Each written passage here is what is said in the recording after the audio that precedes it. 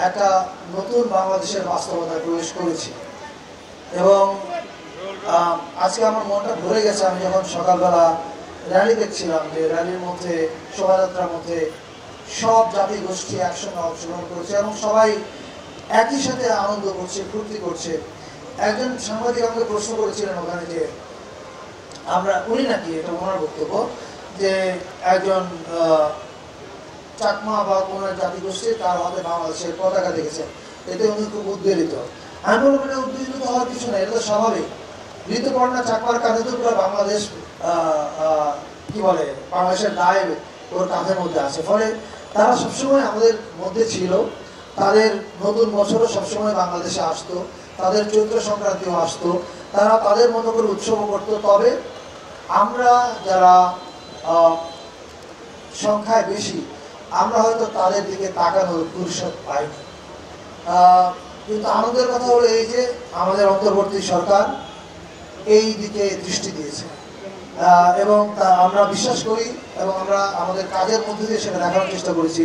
আপনারা জানেন যে চৈত্র সংক্রান্তিতে এবার 3 পার্বত্য অঞ্চলে ছুটি হয়েছে এবং সমতলে যে সমস্ত জাতিগোষ্ঠী এই উৎসবটা করে তাদের জন্য ছুটি ঘোষণা করা হয়েছে।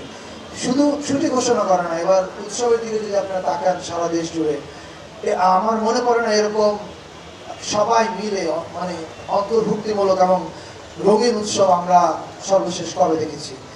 এবং এইটা আমাদের একটা সাংস্কৃতিক দর্শনও বটে। সেই দর্শনটা হচ্ছে এই যে বাংলাদেশ কেবলমাত্র একটা জাতিগোষ্ঠীর না, বাংলাদেশ সবার, বাঙালি, চাকমা, মারমা, গারো আর যারা যারা আছে সবার।